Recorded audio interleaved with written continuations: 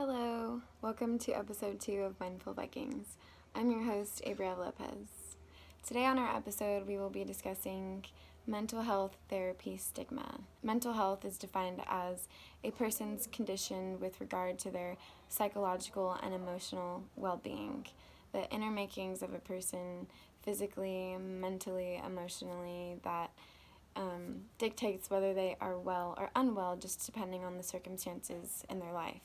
Stigma is the mark of disgrace that is associated with a particular circumstance, quality, or a person. This means that society shares certain ideologies, attitudes, maybe underlying feelings about a certain issue in relation to mental health. We will be relating this stigma to therapy. I will be interviewing an LBCC student that is a great representation, makes a good candidate for this because they themselves took it upon themselves to seek help mentally due to some past trauma, and we'll be exploring the positive and negative reaction that they have gotten from their peers and people in their family, society, anyone. And we're doing this to unpack the stigma, maybe even alleviate it a little bit for those of you who are unaware or wish to learn more about it. I hope you enjoy today's episode. Hello Vikings, I'm here with Kristofr Clement. He is the president of Active Minds here on campus. So tell me what Active Minds is. Active Minds is a student activist club elevating the stigma around mental health. Yeah, and that's pretty much the focus of our conversation here. I just want to ask you, well, first of all, in regards to mental health, the stigma about therapy, that's is what we live with in society today. Can you define that for me? I feel like some stigma evolves around going to therapy and not going to therapy because people feel like they will be judged or mistreated by a therapist, or even that maybe they're too crazy to go to therapy. Okay. So I've had experiences with some people who I've expressed concern, like maybe you should go to therapist, and their reaction was like, no, I'm like, they'll think I'm crazy, like I can't go, like they'll judge me, and like I can't solve my problems with them. I've like noticed younger, like fresh out of high school or younger people tend to be sort of wary of therapy or like unsure of what's that like. Right, okay. Yeah. How would you describe the negative experiences that you've gotten from people? I would say the negative is more like maybe sometimes I can tell like maybe they don't really understand or just like, oh, okay, cool, you're going to therapy, you know, kind of that judgment. Undertone? Judgment undertone, yeah. I don't know, it depends, because like I came from a very conservative culture, and it wasn't really talked about.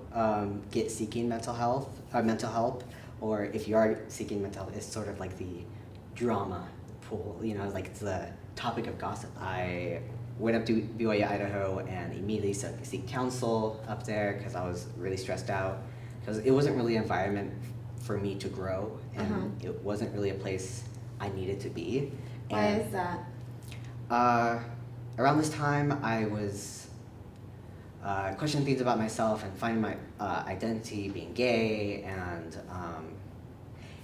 at BYU, Idaho, it's a expulsion offense that you could be kicked out for being gay. So did that experience, like, did you have like a negative traumatic experience of being exposed as gay and eventually leaving like that community?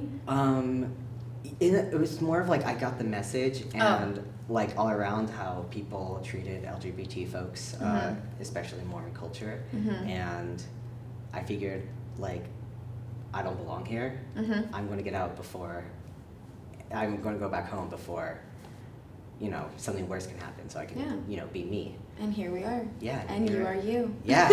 Here I am at Long Beach City College. Okay. My next therapist was a secular therapist who didn't know anything about the church, and that was a different experience. Why do you feel like that is that it just didn't work out? Sometimes first time you meet a therapist, it doesn't jive, and and where the bad therapist is, because the therapist is still human, and where you are maybe don't match, and maybe Yes. So not only not first session is not a cure-all, but also the first therapist might not be the perfect fit. So you have to go a little like therapist shopping and go around and seeing who is a better fit for you. That's actually a really great thing for everyone that's seeking help to keep in mind. It's important to find the right therapist that fits you, right? And just like keep going, and it's going to be tough for a bit. Keep going. Now I'm taking counseling here at LBCC, mainly for stress management, anxiety, and basically finding my worth and feeling better about myself. It's definitely a process. The model that they use is a short-term model, so therefore within the 6 sessions they give you some homework and some worksheets to work on with what you're dealing with, and I hope by the end of this semester I definitely have learned stuff and learn such as like how to ground myself or how to manage my time. Yeah. Especially. As a human being, as a college student, as someone that has trauma and that's trying to just heal, you know, definitely. I like to use a metaphor of a therapist as basically like straightening down all the noodles that are in your mind, to just straightening out and just aligning them and basically detangling what is your mind. It's kind of like it's like massaging the muscles, huh? Almost, yeah. Especially when you take into what they're saying and take in like what they're trying to help you with. I think the worst thing someone could say about someone going to therapy, or maybe is a little vulnerable, is I don't want to focus on like what's the worst thing, but what's the best thing? What's the best reaction? I think is that definitely validate them. Like, man, that must be really hard of what you're going through, and I'm here for you, and I'm proud of you for seeking help. I'm proud that you're trying to help yourself and figure yourself out and be there and support them. Let's see. Let's talk about Active Minds. Yeah, Active Minds. Yeah. You are the president of Active Minds on campus, and that's a huge, great student-based resource where we could all seek help. We can all relate to each other. What drove you to pursue Active Minds? Yeah. So how I became president is kind of purely on accident. We were doing a project last semester with JFly, and we were seeking out Active Minds, and I heard Active Minds with one of my cohorts at the time, and I expected a much larger group, but we came in and there's literally maybe 4 of us who were interested, and then I was like, I'm going to grab this opportunity to become president, because why not? And it started resonating with me, and how I think it's really important to seek out help. This semester, we are promoting a lunch with a therapist where you can, it's going to be at the Fishbowl on the 24th. Dates and time. Time will be determined soon. Anyone who's interested, whether to seek a therapist or even you're a psychology major and just talk to therapists about their career.